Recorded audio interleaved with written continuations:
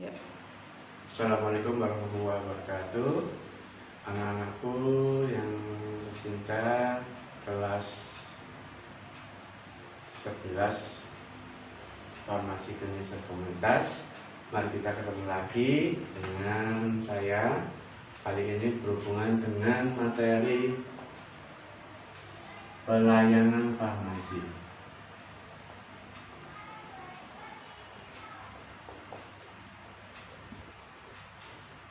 Nanti untuk hari ini kita menggunakan buku administrasi farmasi yang kelas 12 ya. Jadi menggunakan nanti yang halaman 5. Oke, jadi pelayanan farmasi bidangnya administrasi farmasi.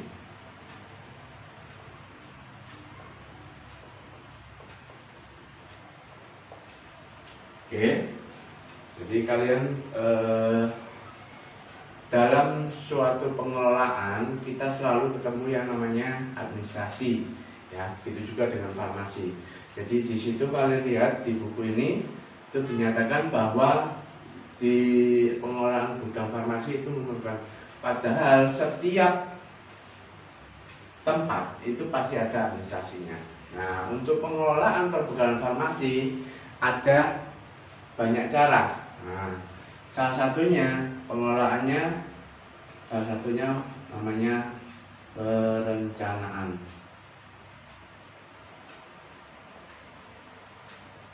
Lalu yang kedua, pengadaan. Terus yang ketiga,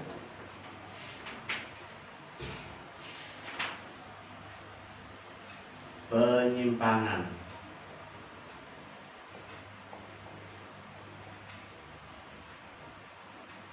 Yang keempat, ada pendistribusian.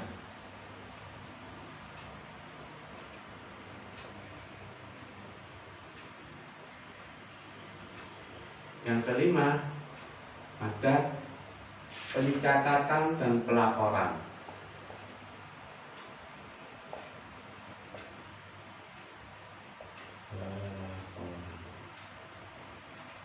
Yang keenam,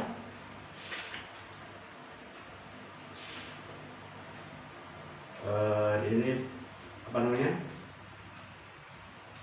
Kalau misalnya sudah selesai ada namanya penghapusan. Jadi dimasukkan dalam penghapusan.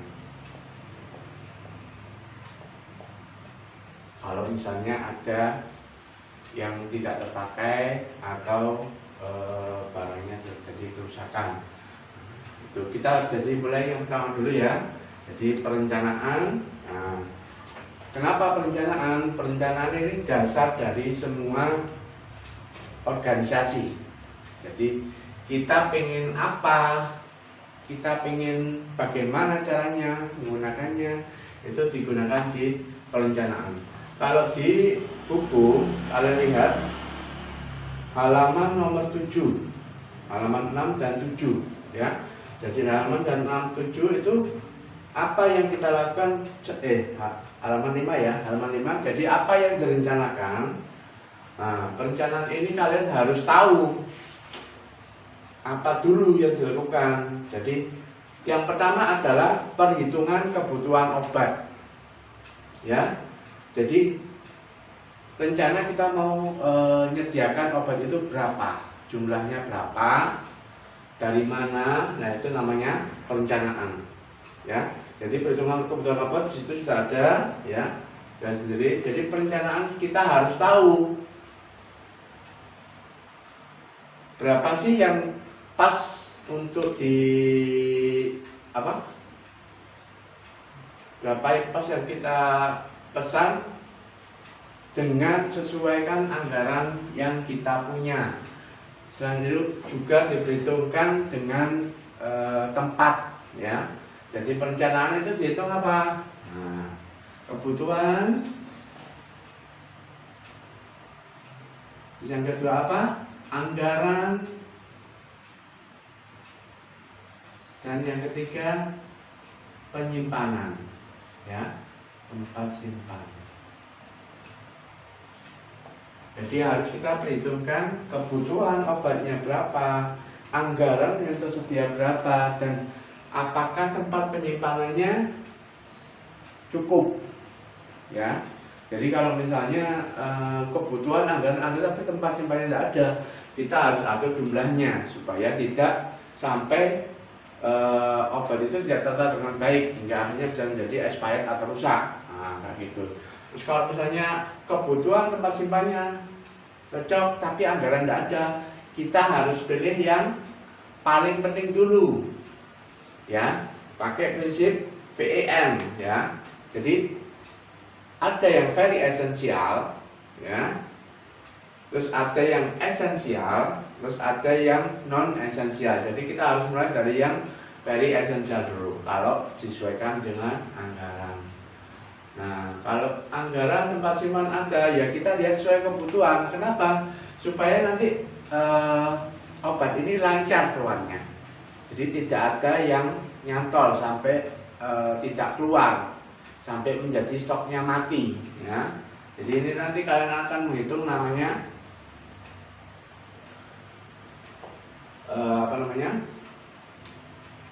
ada secara VEN ya. Nah, jadi ini harus tahu. Jadi misalnya kebutuhan, kalian tahu kebutuhan gimana? Misal butuh obat paracetamol. Paracetamol stok terakhir kita berapa? Oke, 200 biji ya. Nah, 200 biji ini kan sama dengan atau 2 box jumlah terakhir. Nah, sebelumnya keluarnya berapa?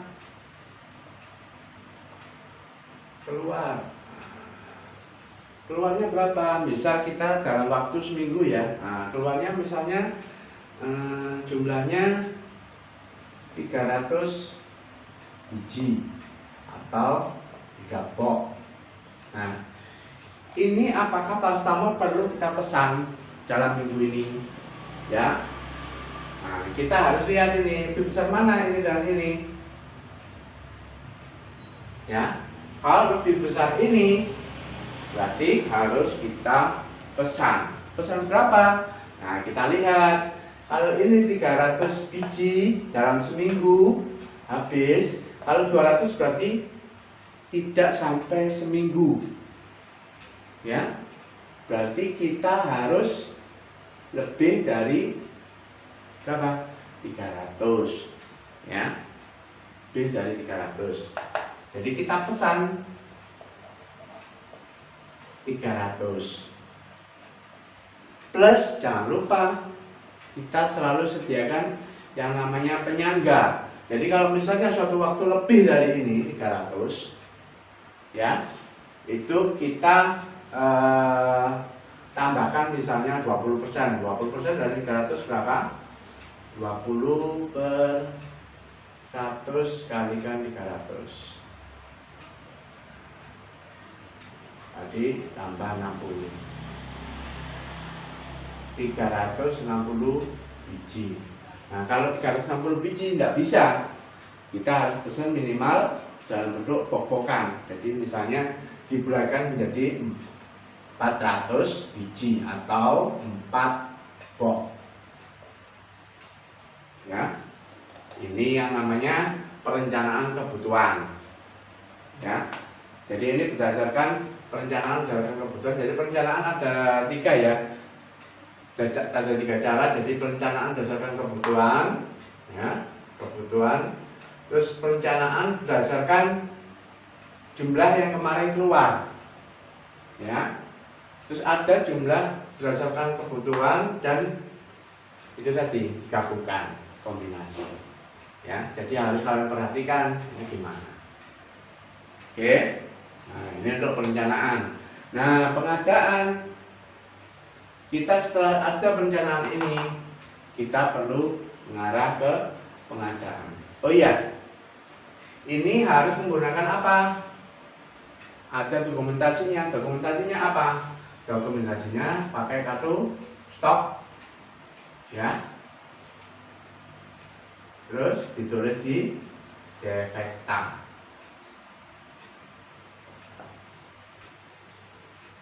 Oke, lalu dari defekta kita berlanjut ke pengadaan. Pengadaan ini kamu akan melihat nanti PBF-nya mana, ya.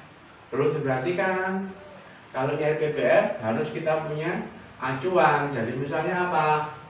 Kualitasnya bagus, ya, kualitas.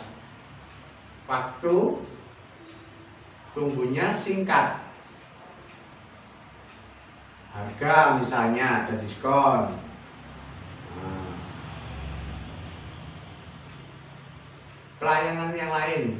Nah, ya.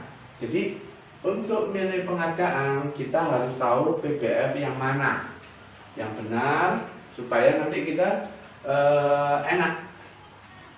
Benar-benar barang kita berkualitas bagus dan waktunya juga singkat. Jadi kita nggak perlu nunggu lama-lama. Kenapa? Waktu adalah uang, jangan lupa. Jadi kalau misalnya waktunya terlalu lama, keburu barangnya ini habis, ya, pasien tidak menemukan, ya berarti orang tidak akan balik ke tempat kita, ya. Jadi ini pengadaan. Jadi ini bisa melalui SP. Jadi SP surat pesanan. Jadi nanti SP ini bisa melalui telepon dulu, atau kalau misalnya BUMN belum bisa datang kita tanyakan. Jadi surat pesanan saya mau pesan ini apa, nah itu nanti bisa, ya. Tapi ingat untuk obat-obat tertentu SP-nya harus tertentu, ya. Kalau obat bebas terbatas, obat keras itu SP-nya tidak masalah asal sama PBF. Tapi kalau misalnya narkotik, ya, psikotropik atau prekursor, ya, prekursor, ini pengisiannya tertentu. Kalau narkotik hanya di KF, ya. Kalau psikotropik boleh di apotek, di PBF banyak yang menyediakan, ya.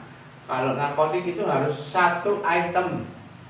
Jadi setiap SP satu item. Misalnya kodein 10, ya isinya cuma kodein 10, satu lembar SP. Kalau psikotropik juga gitu. Psikotropik bisa campur tapi satu PBF. Prekursor juga hampir sama dengan yang psikotropik, ya. Oke, ini jadi, ya. Oke, selanjutnya yang namanya penyimpanan. Nah, penyimpanan ini dokumentasinya dengan apa? Misalnya dengan kartu stok atau stok gudang. Jadi kalau kita menyimpan, kenapa sih kita harus menyimpan, ya? Menyimpan itu tujuannya apa? Oke, menyimpan ini supaya apa? Mudah pelayanan, ya. Prinsipnya apa? Kenapa? Mudah dicari dan barang aman,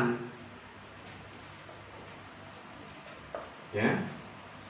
Jadi kalau misalnya kita ada 2 PBF, penyalurnya ada 2 PBF. Nah, ini ditaruh di mana? Nah, itu kita harus ditaruh tempat yang mana yang duluan. Yang duluan dikeluarkan, ya. Itu prinsipnya FIFO. Ada namanya FIFO. Kalau FIFO misalnya PBF-nya cuma 1. Jadi yang datang duluan dikeluarkan duluan, ya. Jadi tidak ada barang yang sampai numpuk. Nah, ini awas, barang aman dan dicarinya juga. Kalau FIFO, nah ini first expired. Misalnya kita ada lebih dari 2 PBF, kita mungkin dapat dari satu barang. Nah, satu barang ini misalnya PBS 1, ED-nya berapa? ED-nya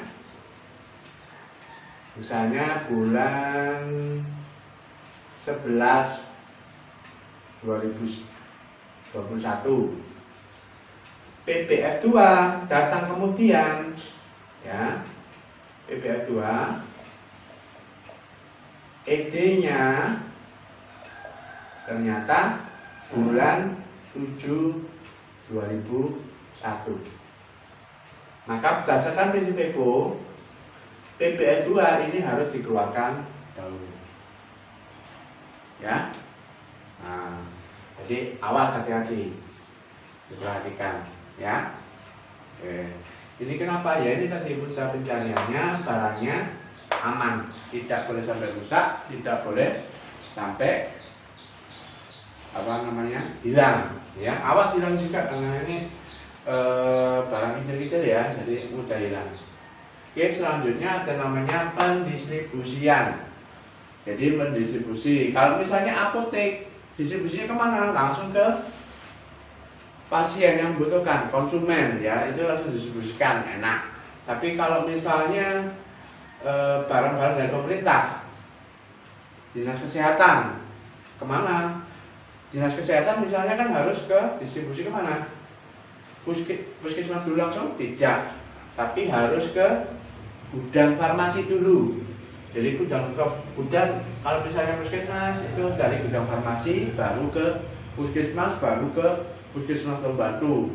Kalau misalnya rumah sakit, nah, FLS, nah harus ada yang namanya IFRS, ya.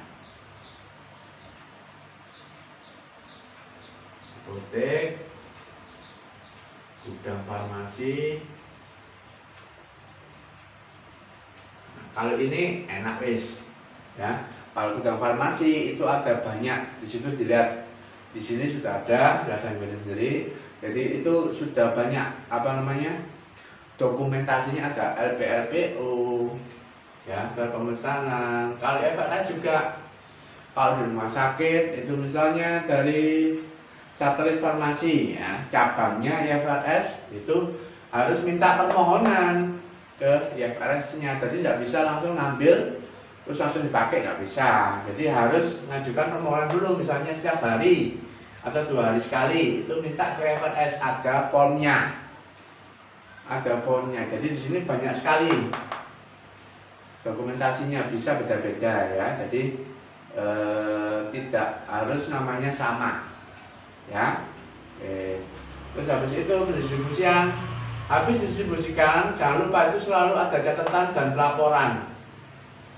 Misalnya ini sudah selesai sekarang, itu dibuat laporan, misalnya dibuat rekapnya kah atau gimana. Jadi gudang farmasi itu tidak hanya tapi juga melaporkan ke dinas kesehatan. Ini obat-obat yang keluar apa, permintaan hari ini biasanya penyakitnya apa. Nah, itu yang dimaksudkan dengan catat dan lapor.